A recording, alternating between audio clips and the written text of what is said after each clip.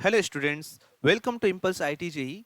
तो बच्चों, ये क्वेश्चंस एक ग्राफिकल क्वेश्चंस है। ठीक है, ग्राफ दिया हुआ है आपको यहाँ पर, और ये ग्राफ आपका प्रेशर, वॉल्यूम एंड डेंसिटी के बेसिस पर दिया हुआ है, और जो कि रिलेशंस किसके बीच में है, बॉयज लॉ के बेसिस पर है ना। ये पूछा है कि which is not A correct representation of the boys law, कि इनमें से कौन सा ग्राफ बॉयज लॉ के लिए करेक्ट नहीं है, यही बोला है ना। तो चलो देखते हैं। अगर आप बॉयस लॉ जानते हो तो पढ़े हो कि बॉयस लॉ का फॉर्मूला क्या था, इक्वेशंस क्या था, P inversely proportional to volume. मतलब प्रेशर वॉल्यूम के साथ कैसा रिलेशन था, इनवर्स रिलेशन था।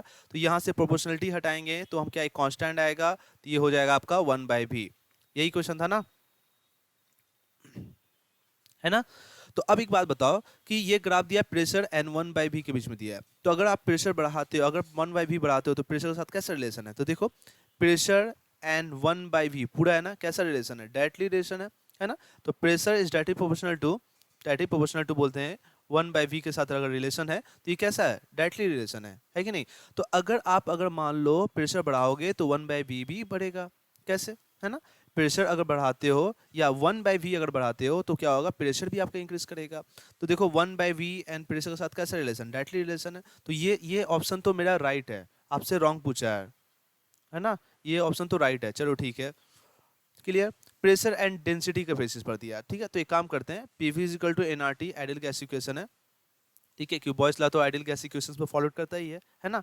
तो पीवी इक्वल टू एनआरटी अगर बात करें तो यहाँ से मैं करता हूँ P P is equal to N by V R T हो सकता है, ठीक है ना। तो प्रेशर इज इक्वल टू, ये मोल्स है ना, मोल्स को मैं तोड़ता हूँ वेट बाई में मॉलिक्यूलर वेट, ये हो जाएगा वेट गैस बाई में molecular weight of gas into volume, और ये हो जाएगा ये आर टी, यही तो हो जाएगा।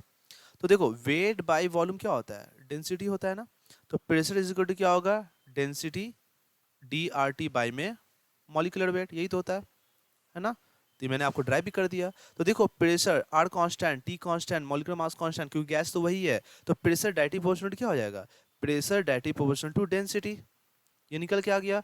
तो प्रेशर डायरेक्टली प्रोपोर्शनल मतलब डेंसिटी अगर बढ़ाते हो तो प्रेशर भी क्या होगा, बढ़ेगा। तो डेंसिटी अगर बढ़ा रहे हो देखो तो क्या हो रहा है, प्रेशर भी आपका बढ़ रहा है ना।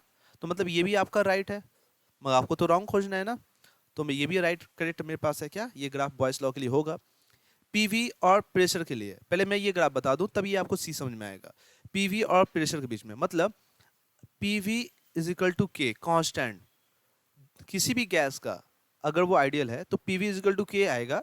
तो मतलब ये बोल सकते हैं प्रेशर एंड वॉल्यूम का जो प्रोडक्ट है वो हमेशा एक कांस्टेंट वैल्यूड है कि नहीं, क्लियर, बात समझ में आया ना। तो अगर हम चाहे प्रेशर बढ़ा ले, अगर मान लो प्रेशर का जब यहाँ वॉल्यूम भी दिया रहता, तो अगर आप वॉल्यूम बढ़ा लो, मगर अगर प्रेशर बढ़ाते हो तो वॉल्यूम घटेगा, मगर वॉल्यूम बढ़ाते हो तो प्रेशर घटेगा, मगर दोनों का प्रोडक्ट क्या आएगा, कांस्टेंट आएगा, है ना। तो चाहे आप जितना भी प्रेशर बढ़ा लो, आपका पीवी का वैल्यू हमेशा फिक्स्ड होगा। देखो यहाँ भी मैंने प्रेशर रखा तो यहाँ का वैल्यू कितना है, इतना है ना। अगर मैंने देखो जैसे मैंने प्रेशर बढ़ा दिया तो अभी भी कितना है, पीवी का प्रोडक्ट इतना ही है, कांस्टेंट है। ये आप देख रहे हो ना, कांस्टेंट है, ये आपका चेंज नहीं कर रहा, ये आपका के है, कांस्टेंट। जितना भी प्रेशर बढ़ा लोगे पीवी का वैल्यू हमेशा के कांस्टेंट ही रहेगा। इसलिए ये ध्यान रखना है आपको कि आपका चाहे पीवी का जो प्रोडक्ट है उसका ग्राफ या तो प्रेशर के टर्म में दिया जाए या तो वॉल्यूम के टर्म में दिया जाए, आप जितने भी प्रेशर चेंज कर लो, जितने भी वॉल्यूम चेंज कर लो, पीवी का जो प्रोडक्ट होगा हमेशा क्या आएगा, आपका कांस्टेंट आएगा, ठीक है।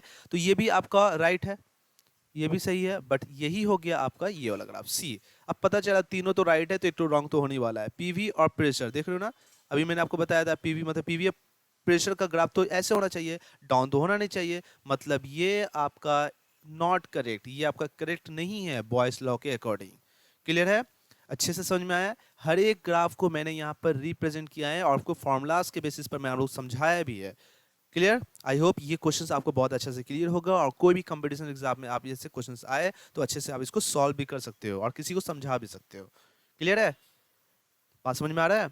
तो चलो जल्दी से हैप्पी मूड में हमारे चैनल को लाइक कर दीजिए, जल्दी से इस वीडियो को लाइक करिए और जल्दी से सब्सक्राइब करके और आने वाले वीडियोस का इंतजार करिए। ओके, चलिए, बाय।